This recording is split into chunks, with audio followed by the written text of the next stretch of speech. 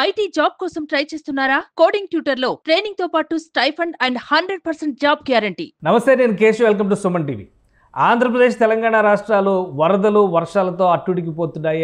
అటువైపు విజయవాడ పరిసర ప్రాంతాల్లో వరద తీవ్రత విపరీతమైనటువంటి స్థాయిలో ఉండడం గతంలో ఎన్నడూ లేని విధంగా, అంటే దాదాపు 100 ఏళ్లలో ఈ స్థాయి వరదను చూసినటువంటి సందర్భాలు 1-2 కూడా లేకపోవడం అనేది విజయవాడ వాసుల్ని గుబులు రేపుతున్నటువంటి పరిస్థితి.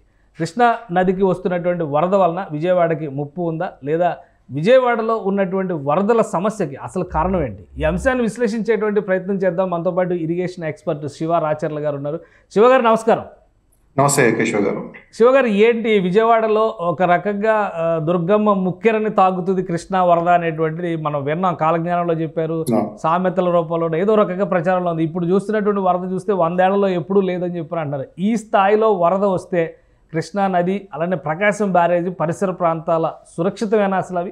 కేశవ్ గారు, ఈ రోజు ఉదయము అంటే నీళ్లు విజయవాడ టౌన్ లో వచ్చినాయి కాబట్టి కొంత ఇబ్బందికర భయాందోళనలు ఉన్నాయి, కానీ ఇరిగేషన్ పరంగా, బ్యారేజ్ పరంగా చూసినప్పుడు భయపడాల్సిన పరిస్థితి ఏమీ లేదు. బ్యారేజ్ చాలా చాలా స్టేబుల్ గా ఉంది, సేఫ్టీ ఉంటుంది. బ్యారేజీకి ఈ రోజు ఉదయం కూడా ఒక బోటు తగలటం వల్ల ఒక చిన్న ఒక సిమెంట్ పిల్లర్ ఏదో దెబ్బతిని అన్నారు, కానీ బ్యారేజీకి అయితే ఎలాంటి ముప్పు లేదు. బ్యారేజ్ నిలబడుతుంది.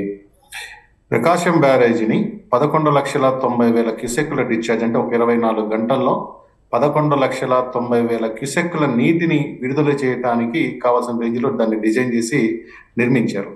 ఈ రోజు ఉదయం 8:47 అప్పుడు 11,36,000 క్యూసెక్కులు కిందికి వెళ్తా ఉన్నాయి. అంటే యాక్చువల్ సామర్థ్యానికి దాదాపు దగ్గరగా వస్తుంది.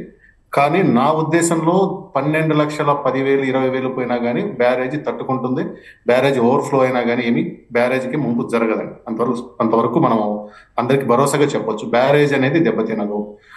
రెండో పాయింట్ ఏంటంటే, విజయవాడ మరి బ్యారేజీ ఉన్నప్పుడు విజయవాడ నగరంలో ఎట్లా ముంపు వచ్చింది అంటున్నాం కదా. దుర్గమ్మ ముక్కు తాకుతుందా అనేది బ్రహ్మం గారు చెప్పినది ఏంటంటే, అది యుగాంతం కింద చెప్తారు. వీరభోగ వసంతరాయలు అని ఆయన వస్తారు, అప్పుడు యుగాంతం వస్తుంది. శ్రీశైలంలో పచ్చబండ బయటపడుతుంది, ఇక్కడ ఉక్కుదవుతుంది అంటారు. అయితే ఈ రోజున వరదలు దానికి సమీపంలో కూడా లేవు. దాంట్లో 10% వరదలు కూడా కాదు. ఇది మనము 1903 అండి. 1903లో అంటే బ్రిటిష్ పాలనలో ఉన్నప్పుడు 1903లో 11,90,000 క్యూసెక్కుల వరద వచ్చింది. అసలు ప్రకాశం బ్యారేజీ కథ, దాని చరిత్ర చూడాలంటే 1852లో ఆ రోజు ఓఆర్ఆర్ అని ఒక ఇంజనీర్ ఉన్నారు, కరెక్ట్. ఆయన సర్ ఆర్థర్ కాటన్ ఇచ్చిన డిజైన్ ప్రకారం 1852లో ఒక ఆనకట్ట కట్టారు. ఆనకట్టకి బ్యారేజీకి తేడా ఏంటంటే, ఆనకట్టకి గేట్లు ఉండవు, ఓన్లీ దాన్ని నీళ్లు పొంగి పొర్లిపోవటమే, దానికి గేట్లు ఉండవు అనమాట. అట్లా కట్టారు. అది 1852లోనే వాళ్ళు కట్టిన దానికి 1903లో, అంటే దాదాపు 50 ఏళ్ళు అనుకోండి, 11,90,000 వచ్చినప్పుడు ఆనకట్ట తట్టుకుంది. 1852 సెప్టెంబర్ 14, అంటే ఈరోజు మనం సెప్టెంబర్ 2లో ఉన్నాం.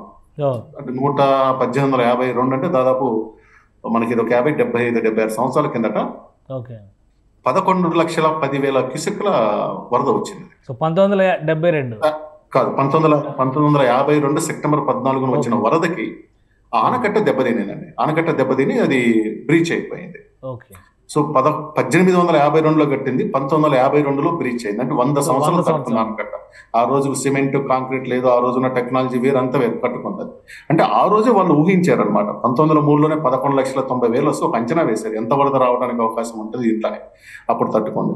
ఆ రోజు ఆంధ్ర రాష్ట్రం ఉంది, మన కర్నూలు రాజధానికి ఆంధ్ర రాష్ట్రం ఉంది. ప్రకాశం పంతులు గారు ముఖ్యమంత్రిగా ఉన్నారు. ఆయన 1954లో శంకుస్థాపన చేశారు. ఫిబ్రవరి 13న ఇప్పుడున్న ప్రకాశం బ్యారేజ్ శంకుస్థాపన చేశారు.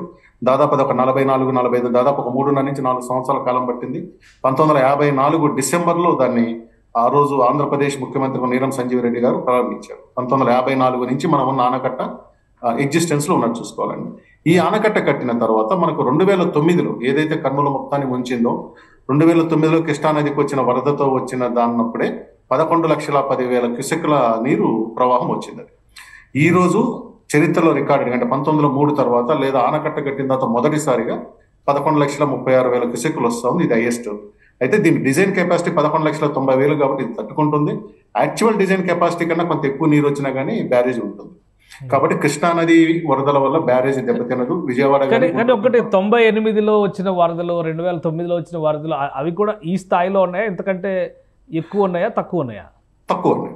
2009 వచ్చింది 11,10,10,000. ఈ రోజు ఆల్రెడీ 11,37,000 వచ్చింది. దీనికన్నా తక్కువే క్రాస్ అయిపోయింది ఆల్రెడీ. క్రాస్ అయింది. ఓన్లీ 1903తోనే కంపేర్ చేయాలి ఇప్పుడు మనం. ఇప్పుడు అవును 1903తో 1903లో మనకు యాక్చువల్ ఉన్న 11,90,000 వచ్చింది.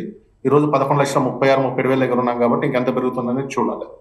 అయితే విజయవాడ నగరంలో వచ్చిన నీరు కృష్ణా నది నీరు కాదు. ఆ నీరు బుడమేరు వాగు నీరు. అది బుడమేరు వాగు మనకు ఎన్టీపీసీ పైనుంచి వెళ్ళి అటు మనకు విజయవాడ గన్నవరం మధ్యలో హైవేని దాటుకొని కొల్లేరులోకి పోతుంది అనమాట.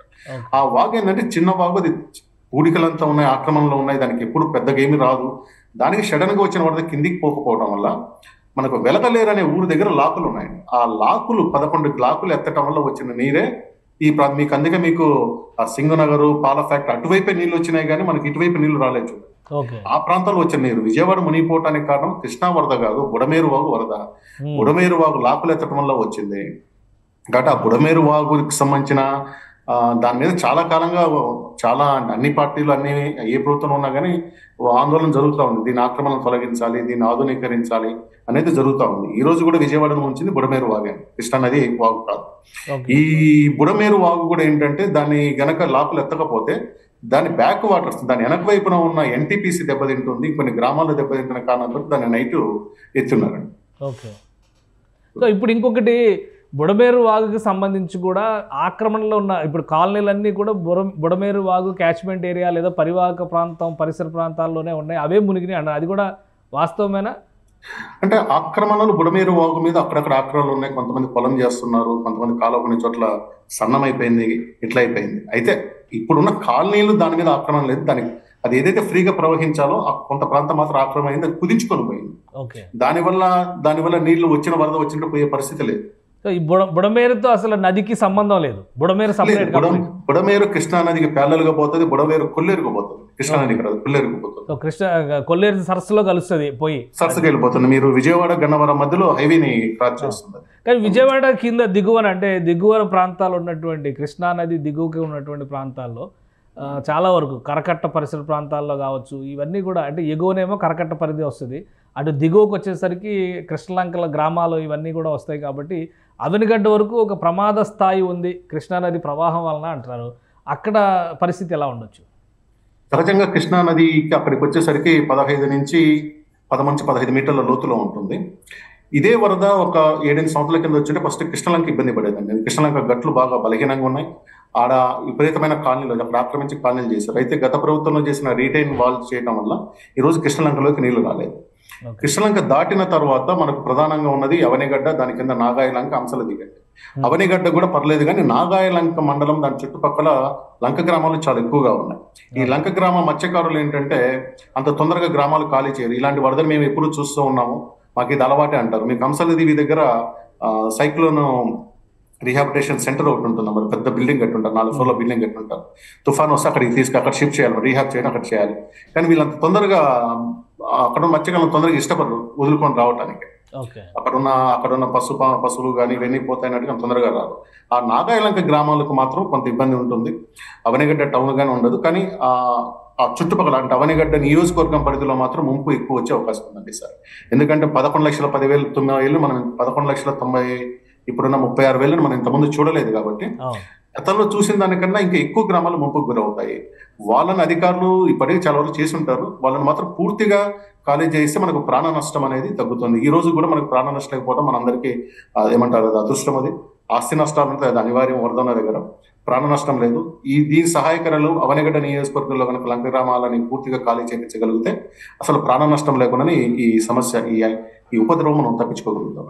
రైట్. ఇంకొకటి ఎగువ రాష్ట్రాల్లో పడుతున్నటువంటి వర్షాలు, ముఖ్యంగా తెలంగాణలో ఖమ్మం పరిసర ప్రాంతాల్లో ఉన్నటువంటి ఏరులన్నీ కూడా పొంగి పొరులుతున్నాయి. ఇంతకు ముందర ఎప్పుడు లేని స్థాయిలో ఇప్పుడు అవి ఉరకలెత్తుతూ కృష్ణానదిలో కలుస్తున్నాయి. అంటే ఇప్పుడు దాని వలన వచ్చేటువంటి ఫ్లడ్ కానీ ఎగువన మహారాష్ట్ర నుంచి వస్తున్నటువంటి ఫ్లడ్, ఎందుకంటే శ్రీశైలం, జోరాల అన్ని చోట్ల గేట్లు ఎత్తాల్సినటువంటి పరిస్థితి వచ్చేసింది.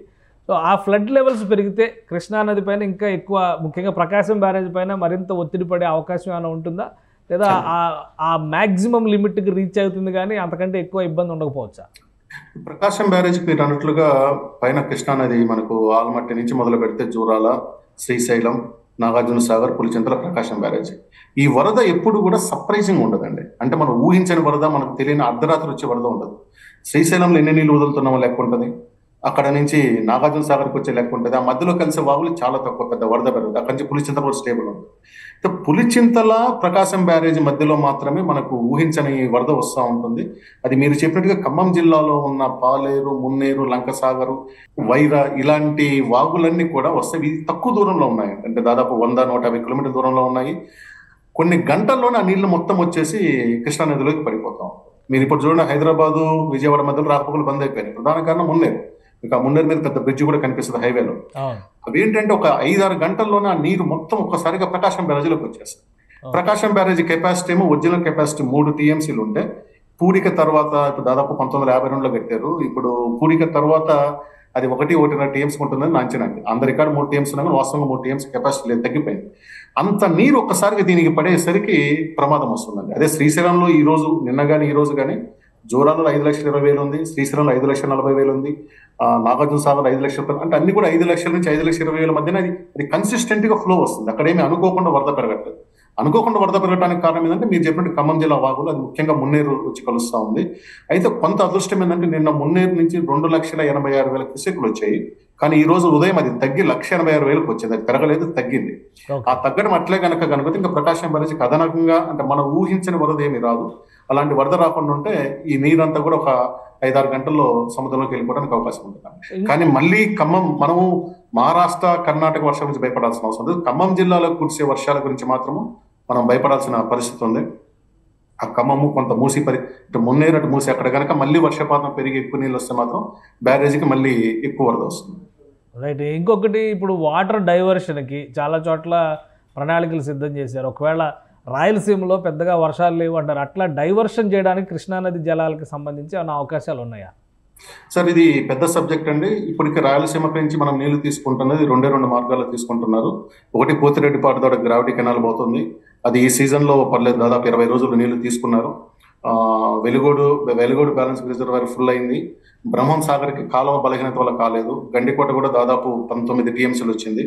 చిన్న నింపుకుంటూ వస్తున్నారు. రెండోది హంద్రీనీవా లిఫ్ట్ అండి, అది అనంతపురం జిల్లాకు తీసుకెళ్లేది హంద్రీనీవా లిఫ్ట్. దాని కెపాసిటీ ఒరిజినల్గా 3,250 క్యూసెక్లు ఉంది. కానీ అది వేరు కారణాల వల్ల 1,800 నుంచి 2,000 లోపలే దాన్ని పంపు చేస్తున్నారు. దానివల్ల ఏంటంటే హంద్రీనీవా మీద ఉన్న మొదటి ప్రాజెక్టు జీడిపల్లినే మొన్న నిండింది. అది కూడా చిన్నది, 1.69 ఎంతో ఉంటుంది, అంటే 2 టీమ్స్ కన్నా చిన్నది. దాని కింద ఉన్న గొల్లపల్లికి ఈ రోజు కూడా నీళ్లు పోలేదు. సో హంద్రీనీవా ద్వారా ఎక్కువ నీళ్లు తీసుకోగలిగితే మాత్రం దానికి వస్తుంది. ఇవి కాకుండా కొంత స్టోరేజ్ కెపాసిటీ పెంచుకోవాలండి. అది కొంచెం వైడ్ సబ్జెక్ట్ అవుతుంది, ఎక్కడ పెంచాలి ఏంటంటే. వరదల సందర్భంలో దాని గురించి మనం అది ఇన్స్టెంట్ గా మనం డిస్కస్ చేయలేకపోయినా కానీ గవర్నమెంట్స్ ఫ్యూచరిస్టిక్ గా దీర్ఘకాలిక ప్రణాళికల కింద అలాంటివి డెవలప్ చేసుకుంటే ఒకటి ఉందండి. ఇప్పుడు మీరు శ్రీశైలం నుంచి వరదను ఆపాలనుకోండి, కింద ప్రకాశం బ్యారేజ్ ఉంది. శ్రీశైలంలో ఈ రోజు 5,10,000 వస్తుంది, ప్రకాశం బ్యారేజీకి ముంపు వస్తుంది అన్నారు. మరి దాన్ని అడ్డుకోవాలంటే అసలు శ్రీశైలం దగ్గర 5 లక్షలు ఆపగలిగామనుకోండి, ఒక్కసారిగా మనకున్న 11,10,000, 20,000 వచ్చేసి 5-6 లక్షలు పడిపోతుంది. దాన్ని చేయాలంటే శ్రీశైలం ఎదురున్న సిద్ధేశ్వరం కానీ ఒకటి ప్రపోజల్ ఉంది, చాలా కాలంగా మాట్లాడుతూ ఉన్నారు. గత ప్రభుత్వంలో కానీ, ఈ ప్రభుత్వంలో కానీ, అంతకుముందు చంద్రబాబు నాయుడు గురించి మాట్లాడుతున్నారు. సిద్ధేశం అలగ వచ్చింది అనుకోండి, అది స్టాప్ లాగా పనిచేస్తుంది. దానివల్ల ఏమవుతుందంటే శ్రీశైలం మీద ప్రెజర్ తగ్గుతుంది. శ్రీశైలంలో ఎప్పుడైతే నీళ్లు వరద తగ్గిస్తామో ఇవ్వటము, ఆటోమేటిక్ గా అన్నిటి మీద తగ్గుకుంటూ వస్తుంది. ఇది ఒక ప్రశ్న చెప్పాలండి. మనం ఇంకోటి కూడా ఇప్పుడు ప్రార్థించాలి, తుంగభద్రకు మళ్ళీ వరద రాకూడదు. తుంగభద్ర నుంచి మనకి ఈ రోజుకి వరద రావట్లేదు, కానీ అక్కడ పైన వరద వచ్చి వాళ్ళు కూడా మళ్ళీ 1,00,000 క్యూసెక్లు వదిలేరంటే మాత్రం ఈ ప్రమాదం మళ్ళీ ఇంకా కొనసాగుతుంది కొద్ది రోజులు.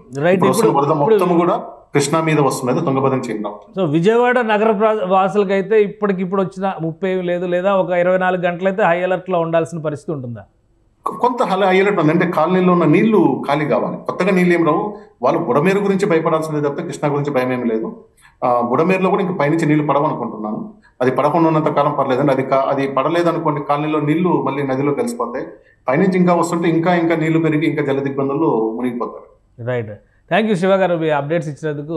ఇది కృష్ణానదికి వస్తున్నటువంటి ప్రవాహం మొత్తం కూడా కృష్ణానది పరిసర ప్రాంతాల్లో ఉన్నటువంటి జలాలు, ముఖ్యంగా ఎగువ నుంచి వస్తున్న వరదల్లో పెద్ద ముప్పు లేదు. కానీ ఖమ్మం జిల్లాలో కురిసేటువంటి భారీ వర్షాలు, ఖమ్మం జిల్లాలో ఉన్నటువంటి నదులు, ఉపనదులు, పాయల నుంచి వచ్చేటువంటి వరద ముప్పు మాత్రం కొంత బెంబేలెత్తించేటువంటి పరిస్థితి ఉంది. అయితే అదృష్టవశాత్తు గత 12 గంటల్లో ఈ వరద ఉధృతి తగ్గింది కాబట్టి కృష్ణానది బ్యారేజ్ పైన, ప్రకాశం బ్యారేజ్ పైన అతిగా ఒత్తిడి ఉండే అవకాశం లేదు. ఎగువన వర్షాలు పడినా, తుంగభద్ర నుంచి కనుక వరద ఎక్కువ వచ్చినా, అలానే ఖమ్మం జిల్లా పరిసర ప్రాంతాల నుంచి కనుక వరద ఎక్కువ వస్తే అప్పుడు కొంత టెన్షన్ పడాల్సినటువంటి వాతావరణం ఉంటుంది. ఏదైనా కానీ విజయవాడ నగరవాసులకు మాత్రం ఒక 24 గంటల పాటు హై అలర్ట్ ఉండక తప్పని పరిస్థితి. అవతల పక్కన బుడమేరు పొంగి పొర్లుతున్నటువంటి నేపథ్యంలో ఆ పరిసర ప్రాంతాల్లో ఉన్నటువంటి కాలనీలు అన్నీ కూడా జలమయం అయ్యాయి. ముందు ఆ నీటిని తోడాల్సినటువంటి పరిస్థితి ఉంది. డ్రైనేజ్ సిస్టమ్ని స్ట్రీమ్లైన్ చేయాల్సినటువంటి అవసరం ఉంది. అలానే అక్కడ బాధితులుగా ఉన్నటువంటి కాలనీల వాసులందరికీ కూడా, నిరాశ్రయులందరికీ కూడా ఆదుకోవాల్సినటువంటి చర్యల్ని ప్రభుత్వం శరవేగంగా చేపట్టాల్సినటువంటి అవసరం అయితే కనిపిస్తోంది. ఇది special discussion. Keep watching. Suman టీవీలో మీ పర్సనల్ అండ్ బిజినెస్ ప్రమోషన్స్ కోసం కింది నెంబర్కి కాంటాక్ట్ చేయండి.